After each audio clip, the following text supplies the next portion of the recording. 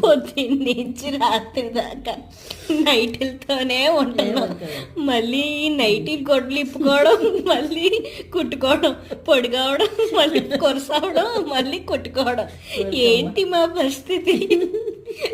ఇప్పుడేమో రాత్రి 10 అవుతుంది, తిండి అట్టట్లేదు. పొద్దున్నేమో టిఫిన్ ఏమో 10 గంటలకి, మధ్యాహ్నం భోజనం ఏమో 2:30కి ఎడతాను. కొన్ని రోజులు పోతే 5 గంటలకు కూడా పెట్టేస్తావు నువ్వు. రాత్రి భోజనం అంటారా? దయ్యాలు తిరిగే సమయానికి భోజనాలు పెడుతున్నావు నువ్వు.